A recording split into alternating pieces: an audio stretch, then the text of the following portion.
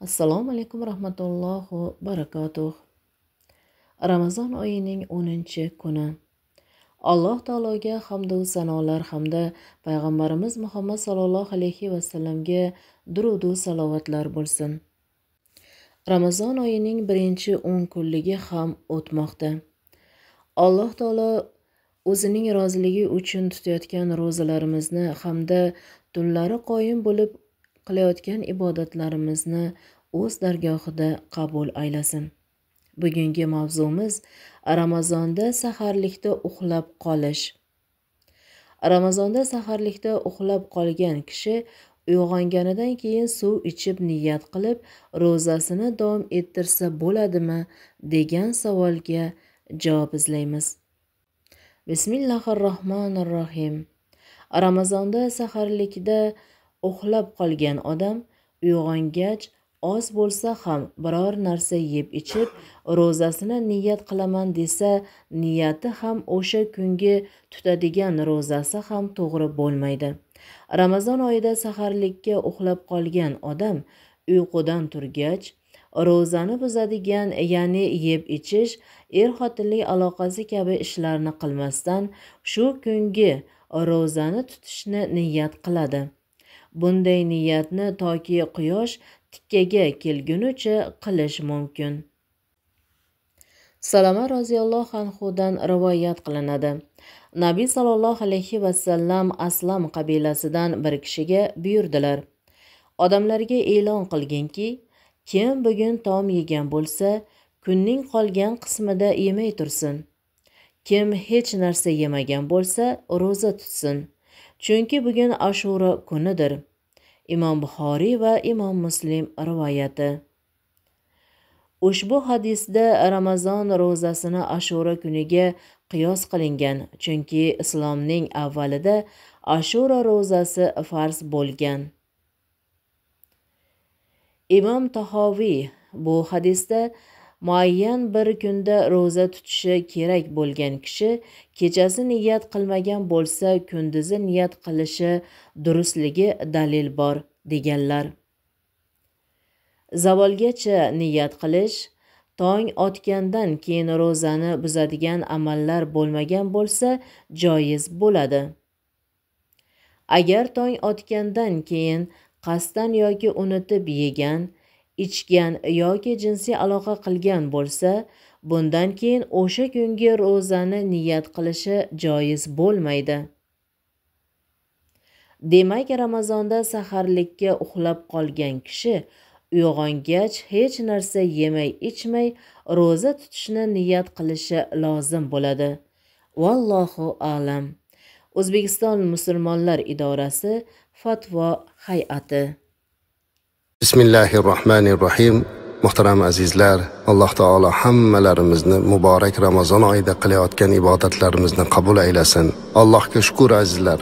Ramazon oyi juda ham chiroyli o'tyapti. Ilohim oxirigacha mana shunday farah bilan o'tishlikni nasib qilsin. Xatmlar, tarovihlar bo'lyapti, xonadonlarimizda duolar, tasbihlar davom etyapti. Barchalarimizni bir-birlarimizga haqqimizga qilayotgan duolarimizni Alloh mustajob qilsin, yurtimizni tinch, barakotli aylasin.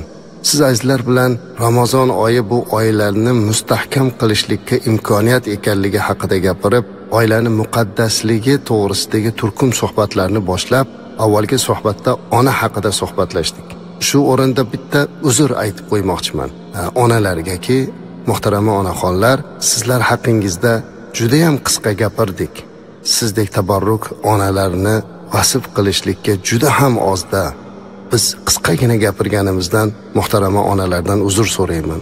Vaqtimizni e'tiboridan hozir odamlar uzun so'zlarni ham eshitmay qo'ydi. Ko'p yozilgan narsalarni ham o'qimay qo'ydik. Bu bizning kamchiligimiz azizlar. Bugun esa sizlar bilan oilani suyanchig'i bo'lgan, oilani ustuni bo'lgan, ham moddiy, ham ruhiy, ham ma'naviy tarbiyachisi bo'lgan ota haqida gaplashamiz. Ota azizlar juda ham ulug' zot.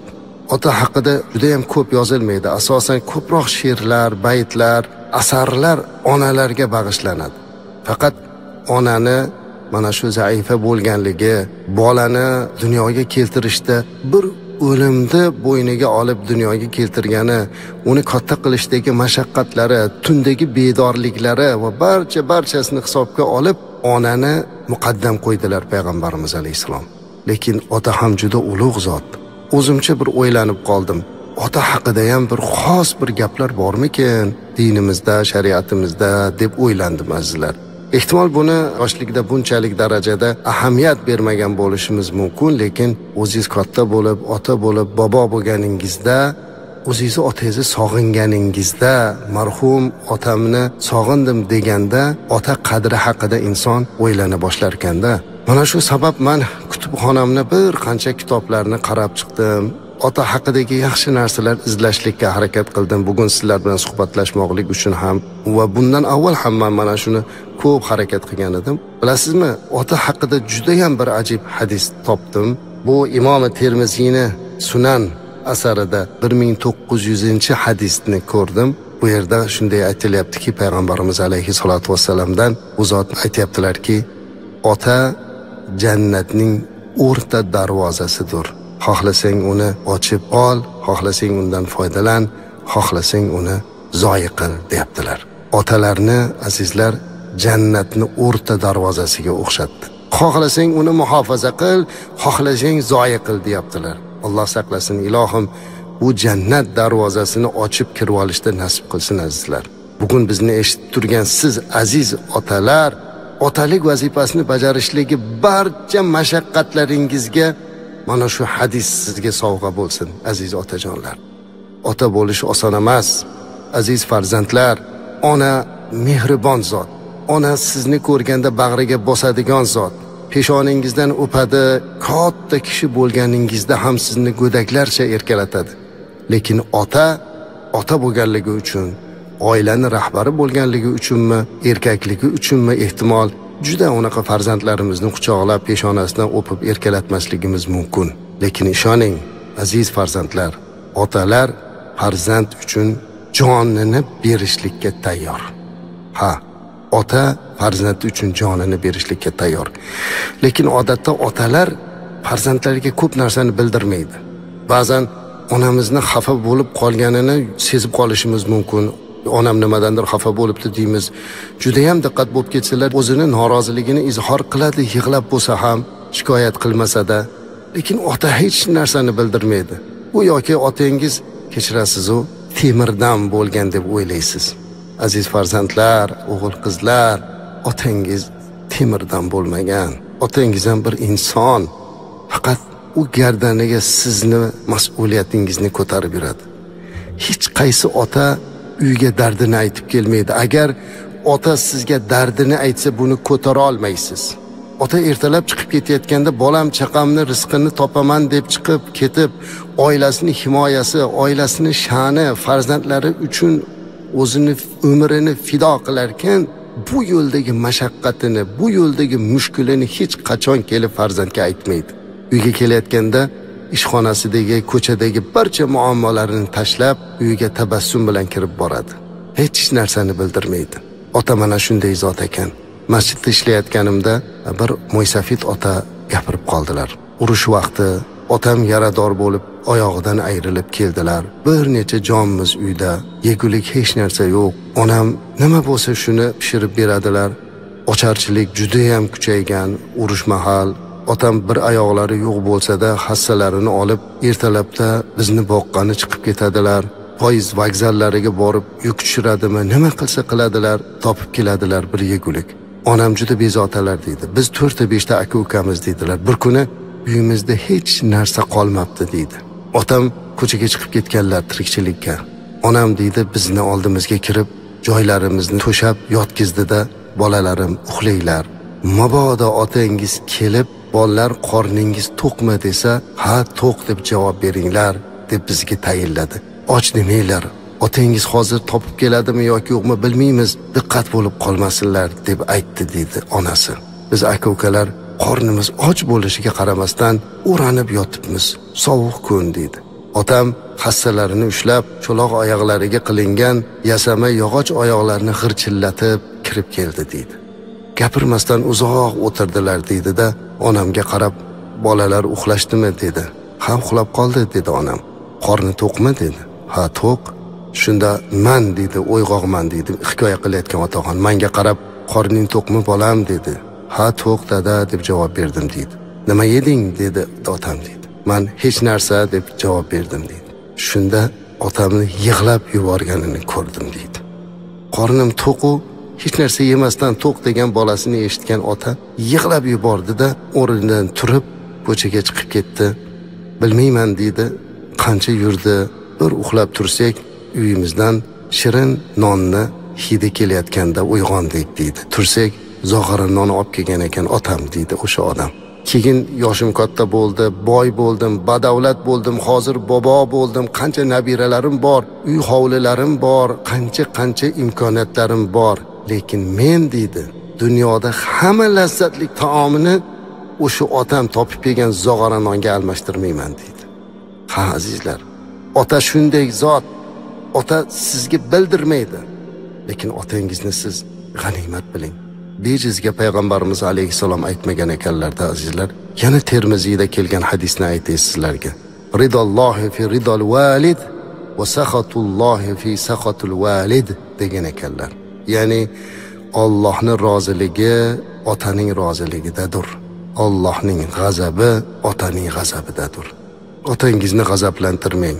Otangizni hurmatini joyiga qo'ying. Ularni g'animat biling. Siz uchun hamma narsaga tayyor bo'lgan bu otangizni keksayganda mehringizga zor qilib qo'ymang.